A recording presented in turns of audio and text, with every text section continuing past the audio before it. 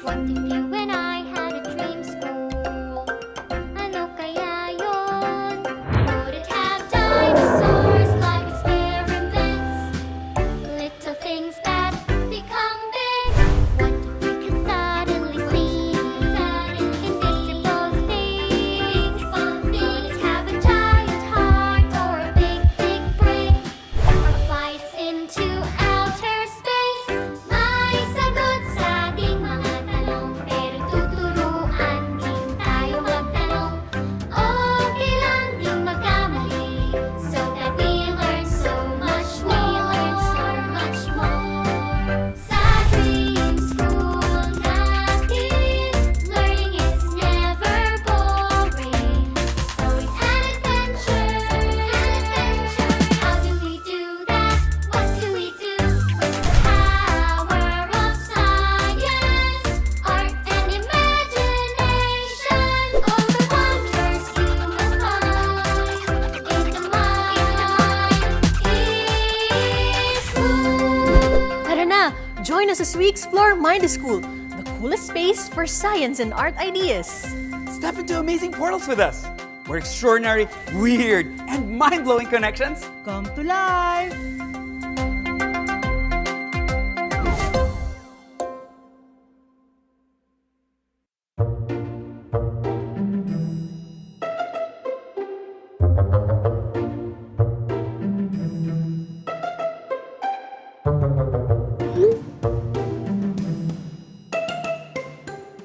Hey, Mikey, did you get the text saying gusto mo ba malaman? Kung sino ka ba talaga? And to come to Mind School to find out. Yes, I got that t-shirt and I'm guessing that you received it too. Ang mysterious ng text, no? It got me really curious. Dito pa naman sa Mind School, alam ko na kakaiba talaga yung matutuklasan natin. Ako din sobrang na-curious kasi ano kaya yung alam nung nag-text tungkol sa akin para tanungin ako kung sino ba talaga ako? Kayo, pag tinanong kayo kung sino kayo, ano-ano kaya yung pwede niyong isagot? Leah Basilio, and I'm an artist and a future scientist. I'm also an animal and plant lover. Kuya, and I'm a very good helper, and I have 2 siblings. I am Mark. I'm currently working. I am 22 years old. Hi, my name is Moira, and I describe myself as geeky, nerdy, always curious enough to learn. I'm also a foodie and an animal lover. I'm the actor in the family. I would describe myself with being nice and being kind to other people in my school. I am a sports and musical theater enthusiast passionate about education and transportation. I am an English teacher, among other things, in an IP community in the Upper Pulangi region of Malaybalay City. Ako si Angel at ako ay isang twin, but I am my own person. Isa rin akong anak, isa rin akong estudyante. Ako si Ina. Mahilig ako mag-crochet, mahilig ako mag-alaga ng halaman. Tsaka syempre makipaglaro sa mga aso natin. Talaga. Wow, I love the variety of answers. Humans are really interesting. And over 100 million people in the Philippines and more than 7 billion people around the world. Ang dami siguro iba't ibang sagot sa tanong na yan. Naisip ko nga na di ba pag pinanganak tayo, nalaman natin na or natutunan natin na parte tayo ng pamilya natin.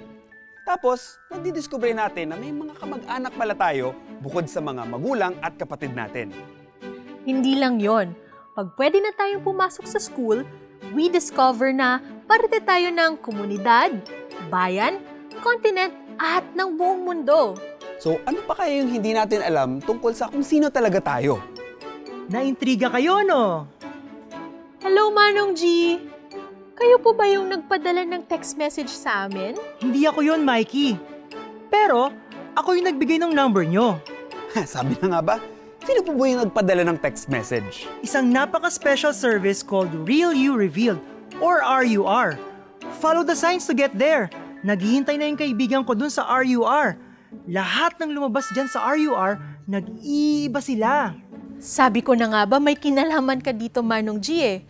Pero, ano po yung ibig niyong sabihin na naiiba ang mga nakapunta na sa RUR? Let's just say that you will discover kung sino ba talaga kayo. Tara na! Let's go! Kaya yung malaking sapot na nakikita nyo, yan ang secret portal that will reveal the connections na hindi ninyo nakikita araw-araw.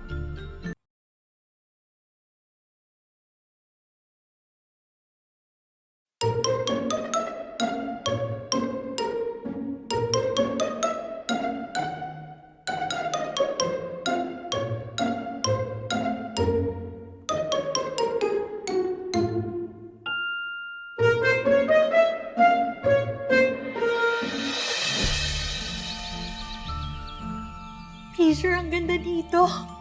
This is an awesome, strange place. Nasaan kaya tayo? Mabuhay! Hi, Manong G. Oh, hi! Hi, Mike and Fisher. Kumusta? Mabuti nakarating kayo dito. At kayo rin. Ako nga pala si Kuya Aldrin. Ako ang keeper ng RUR. Isa akong ecologist at isang explorer na katulad ninyo.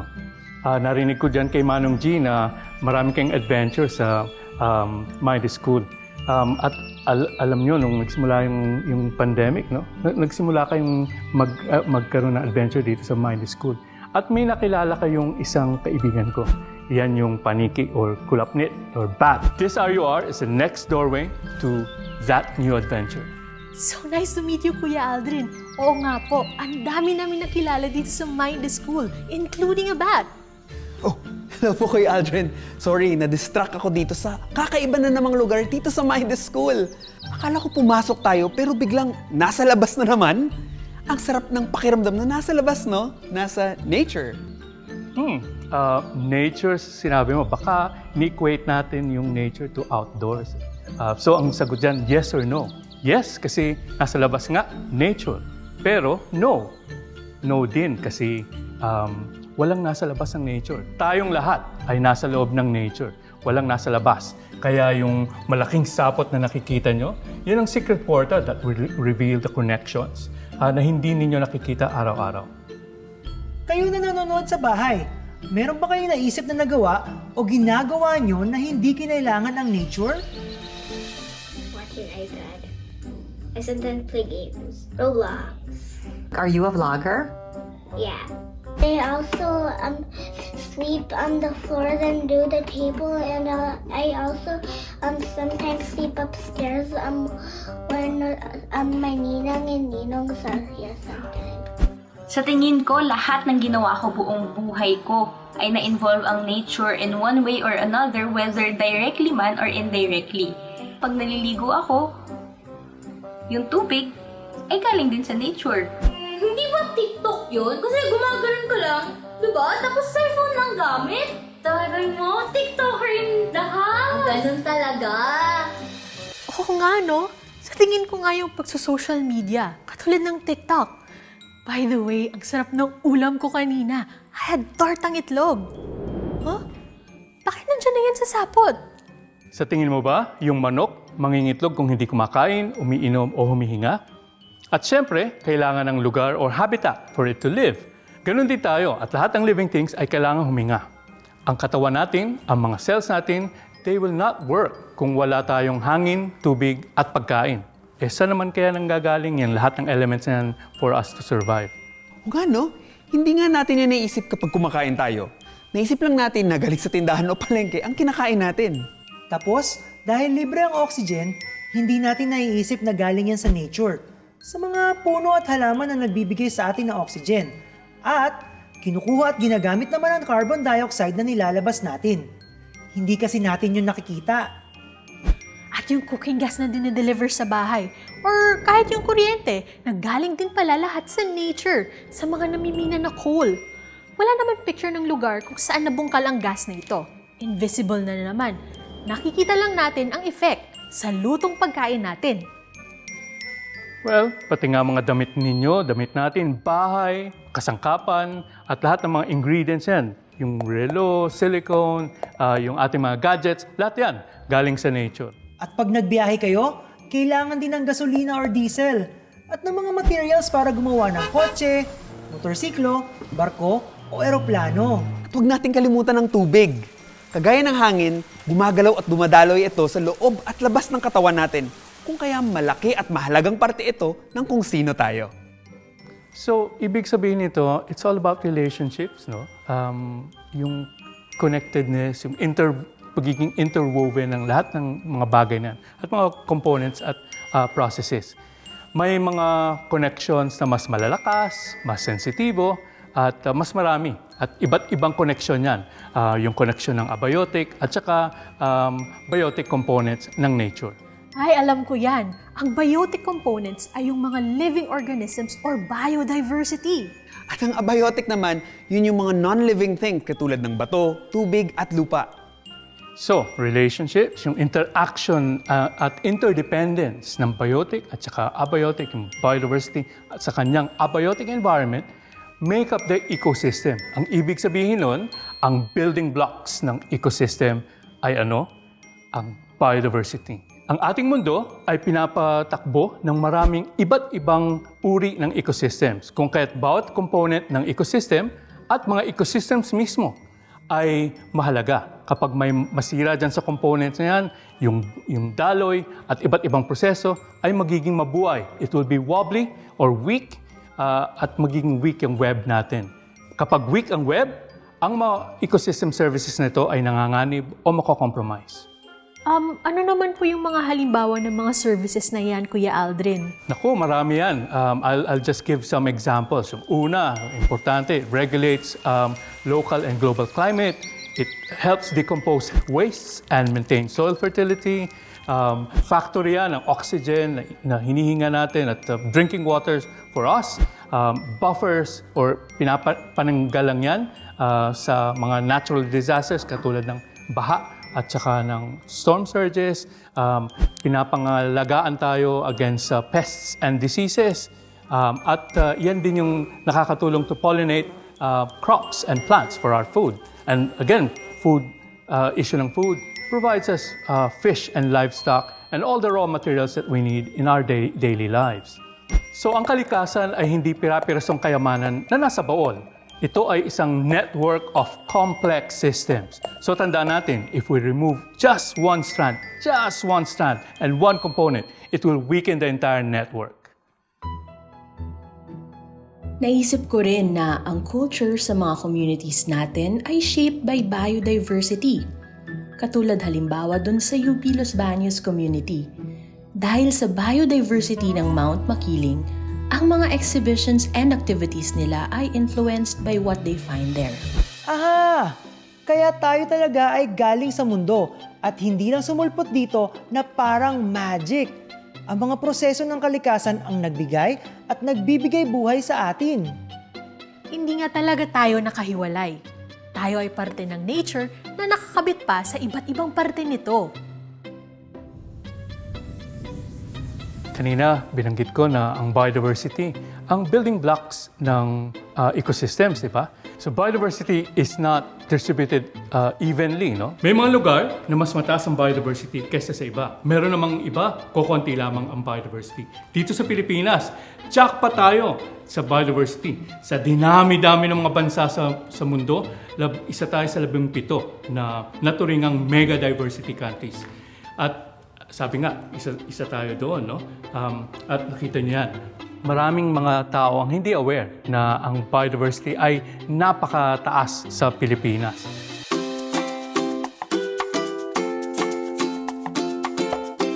The Philippines is one of the world's 17 megadiversity countries, which hosts 70% of the entire planet's species in its ecosystems and rich resources. Home to more than 52,177 described species, more than half of which are found nowhere else in the world. Home to endemic plants and animals. No wonder the Philippines ranks significantly in the world in terms of the number of unique species per unit area.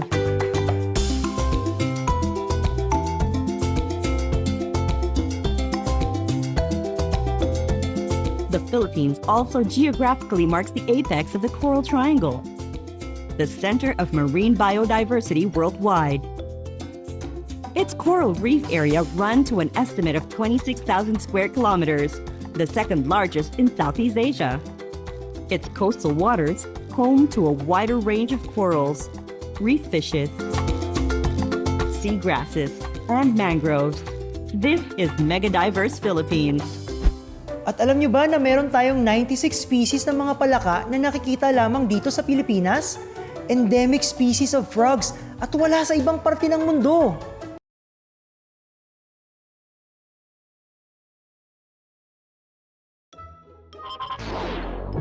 Oh, anong nangyari? Wala, excited lang yan ipakita sa inyo na sa plants pa lang, kitang-kita ng pagkaangat ng Pilipinas.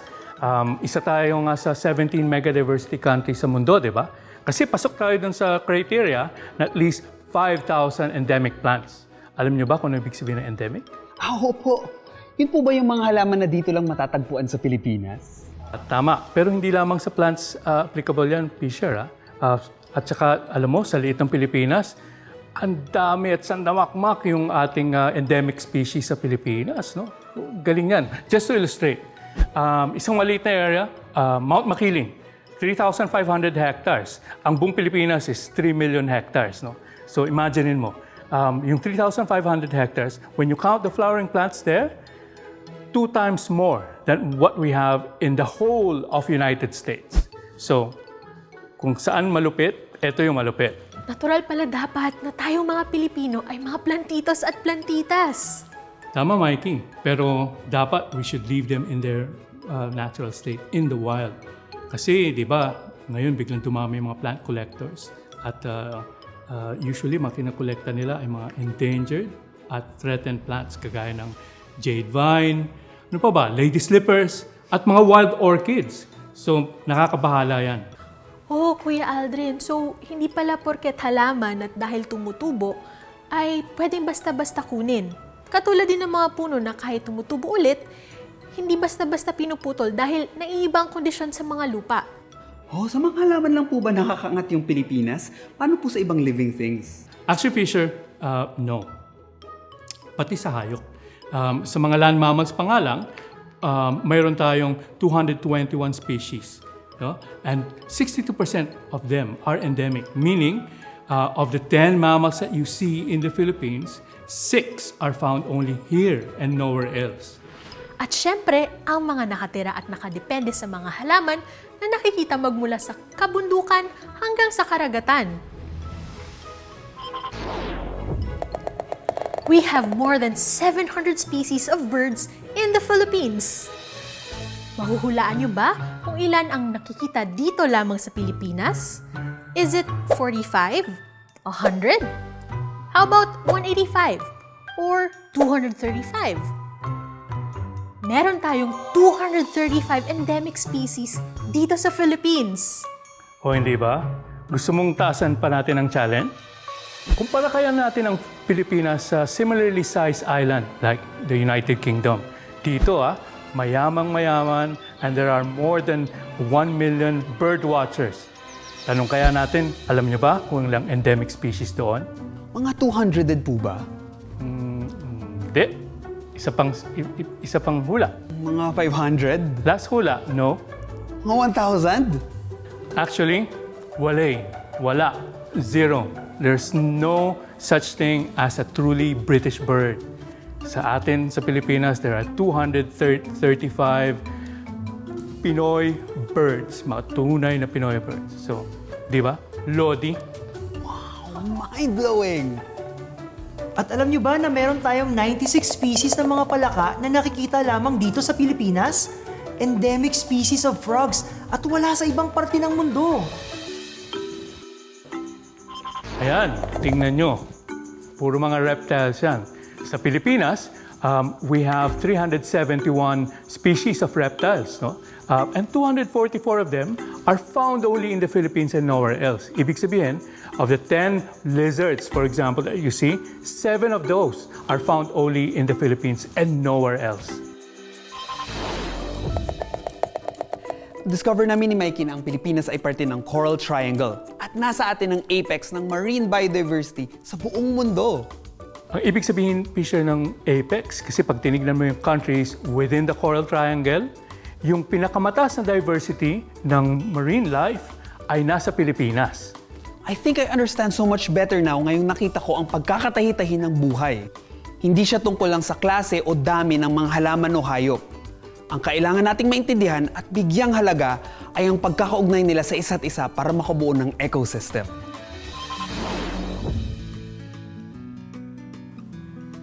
Ang mga threads na ito ay dumadaan din sa atin kasi nakapaloob tayo sa kalikasan, sa biodiversity.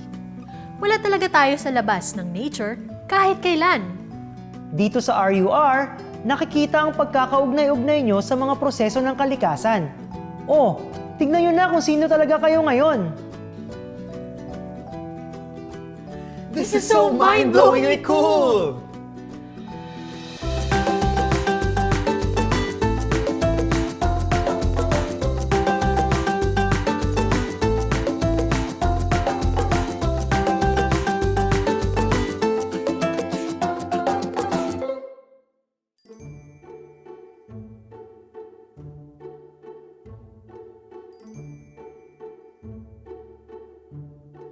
So, anong palagay niyo sa bago niyong look? Feeling ko nanalo ka sa Miss Earth. Nanalo talaga tayo, Mikey. Kasi mas kumpleto na ngayon ang tingin natin sa ating sarili at sa relation natin sa nature at sa biodiversity. Sa samot-saring buhay. Maraming salamat po, Kuya Aldrin. Maraming salamat po, Kuya Aldrin. Mula ngayon, iba na talaga ang pagtingin ko sa kalikasan. Napakalinaw na parte ako ng mga ugnayan sa kalikasan. Kaya, Kung ano-ano ang mga gagawin mo sa mga ugnayan, may effect yan sa madami pang nakakabit sa buhay. Babalik at babalik din yan sa'yo. So ngayon, malinaw na ba kung sino talaga kayo? Malinaw na malinaw po at sobrang inspiring. I am biodiversity. and biodiversity is me.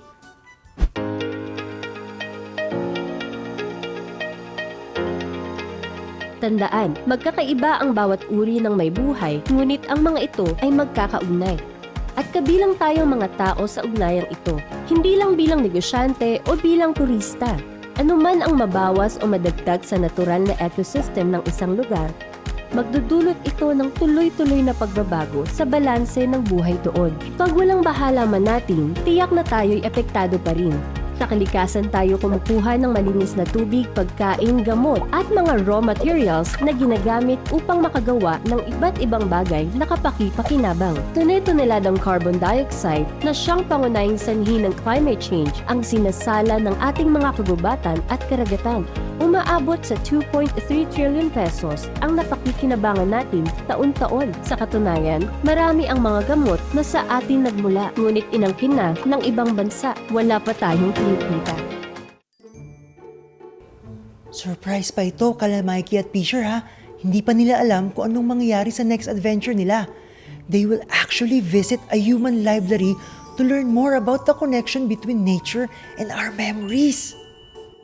Uy, Manong G, sino bang kausap mo dyan? Ay, Oh, sila pala. hi! Hi! Sama ulit kayo ha. Kita-kits tayo next time dito sa Mindy School. We're learning. Leads to better normal. We are going to another portal in Mindy School called a human library, where instead of borrowing books, you can borrow people. Pwede nyo silang kausapin to learn more about what they do and what they know. May ganun dito sa Mindy School? Naku, kung meron yan, napakasaya kasi pwedeng magtanong habang kausap natin ang mga libro. That is so cool!